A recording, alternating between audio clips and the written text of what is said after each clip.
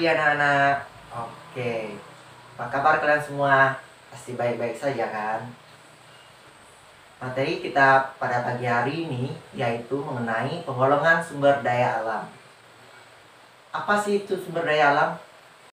Adik-adik, tahukah kamu bahwa sumber daya alam bermanfaat bagi manusia?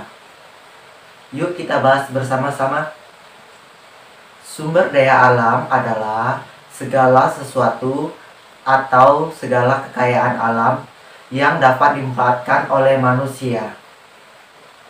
Manfaat bagi kebutuhan manusia seperti kebutuhan pangan, sandang, papan, dan sebagainya. Sumber daya alam sendiri terbagi menjadi dua golongan, yaitu pertama, sumber daya alam yang dapat diperbarui. Kedua, yaitu sumber daya alam yang tidak dapat diperbarui. Lalu, apa ya bedanya? Yuk kita simak bersama-sama. Pertama, sumber daya alam yang dapat diperbarui, yaitu sumber daya alam yang akan ada terus-menerus, yang akan cepat pulih kembali. Sumber daya alam yang dapat diperbarui dibagi menjadi dua bagian, yaitu sumber daya alam hayati dan sumber daya alam non-hayati. Sumber daya alam hayati yaitu berupa makhluk hidup, contohnya seperti tumbuhan dan hewan. Contoh hewan seperti sapi, badak, ikan, dan lain sebagainya.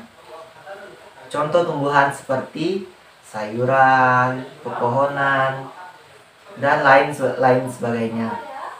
Adik-adik, walaupun sumber daya alam hayati dapat selalu diperbaharui, kita juga harus melestarikannya loh.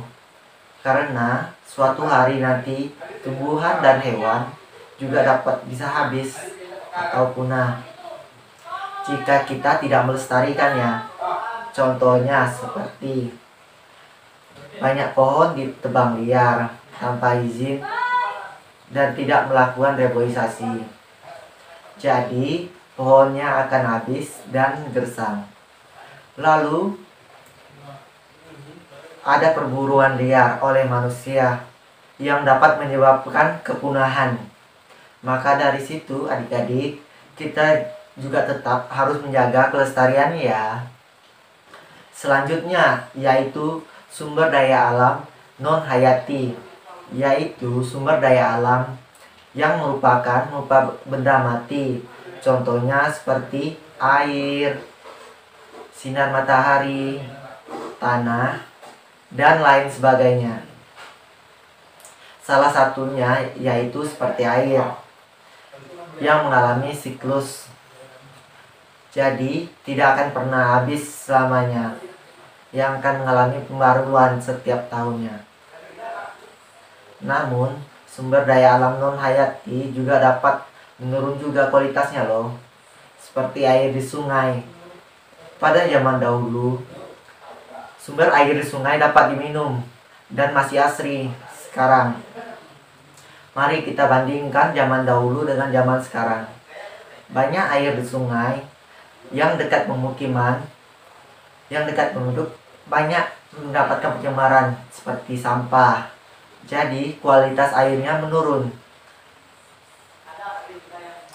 Oleh karena itu, sumber daya alam non hayati tetap kita harus lestarikan, walaupun jumlahnya tetapi kualitasnya akan tetap menurun.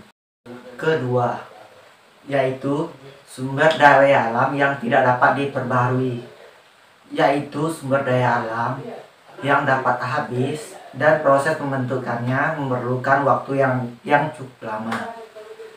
Sumber daya alam yang tidak dapat diperbaharui dibagi menjadi 3 jenis. Pertama, yaitu sumber daya alam energi.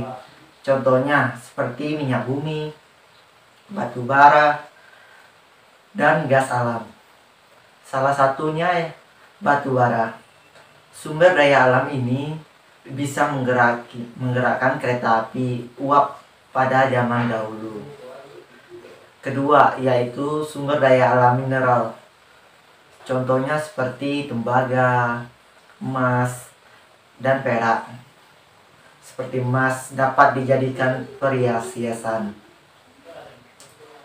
Ketiga, yaitu sumber daya alam mineral atau non-logam.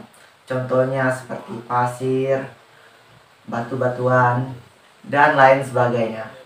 Nah, adik-adik, itu tadi penjelasan mengenai penggolongan sumber daya alam. Mudah dan menyenangkan bukan?